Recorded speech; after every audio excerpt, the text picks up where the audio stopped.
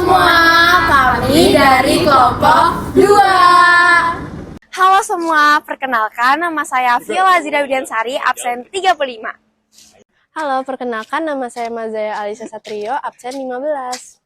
Halo semua, perkenalkan nama saya Abinaf Kurniawan, absen 2.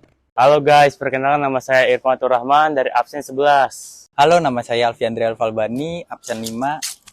Halo, namaku Azari Talisa, absen 7. Baik, di sini saya akan menjelaskan tentang kegiatan produksi itu.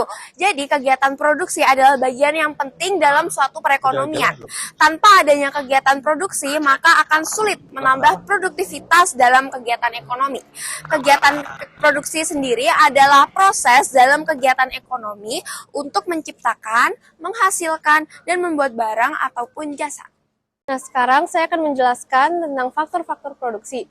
Faktor-faktor produksi dibagi menjadi 4, yaitu faktor produksi alam, faktor produksi tenaga kerja, faktor produksi modal, dan faktor produksi kewirausahaan. Alam adalah segala sesuatu yang disediakan dari alam untuk dimanfaatkan oleh manusia. Faktor produksi alam terdiri dari tanah, air, tenaga alam, barang tambang, dan iklim.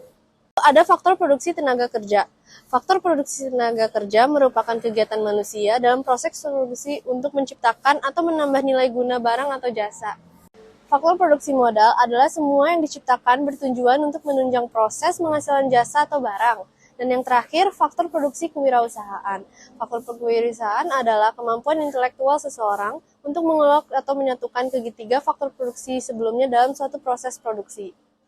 Teori perilaku itu ada 2, yaitu yang pertama teori perilaku produsen dan yang kedua teori perilaku konsumen. Teori perilaku produsen ialah suatu teori yang menjelaskan bagaimana tingkah laku perilaku produsen untuk menghasilkan produk secara efisien dalam kegiatan produksinya. Produsen berusaha untuk menghasilkan produk dengan yang baik, secara baik dengan mengatur penggunaan faktor produksi. Konsep biaya produksi merupakan biaya yang harus dikeluarkan perusahaan atau bisnis untuk menghasilkan produk dan jasa.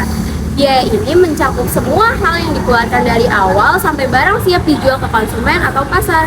Akumulasi dana yang dikeluarkan dalam proses ini disebut sebagai cost production.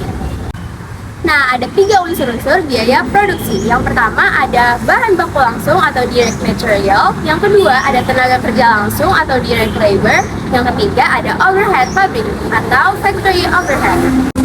Jenis biaya produksi yang pertama ada biaya eksplisit atau langsung dan yang kedua ada biaya implisit atau tersembunyi.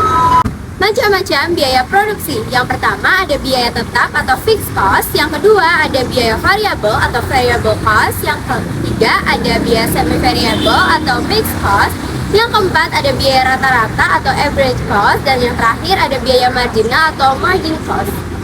Fungsi biaya produksi adalah semua pengeluaran yang dilakukan oleh perusahaan untuk memperoleh faktor-faktor produksi dan bahan-bahan mentah yang akan digunakan untuk menciptakan barang-barang yang diproduksikan oleh perusahaan tersebut.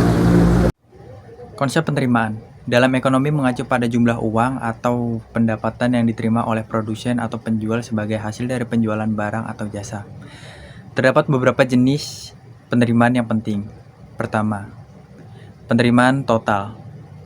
Ini adalah total uang yang diterima dari penjualan suatu jumlah barang atau jasa. Kedua, penerimaan marginal. Penerimaan marginal adalah perubahan dalam penerimaan total yang timbul akibat penjualan satu unit tambahan dari barang atau jasa. Ketiga, penerima rata-rata. Penerima rata-rata adalah rata-rata pendapatan yang diterima dari setiap unit barang atau jasa yang terjual. Laba maksimum yaitu kondisi laba yang diperoleh suatu perusahaan ketika mencapai tingkat tertinggi. Ada 3 pendekatan untuk mencapai laba maksimum. 3 pendekatan itu yaitu pendekatan total biaya, pendekatan rata-rata, dan total marginal. Pendekatan totalitas atau total biaya menganggap untuk mendapatkan laba maksimum yaitu dengan penjualan maksimum.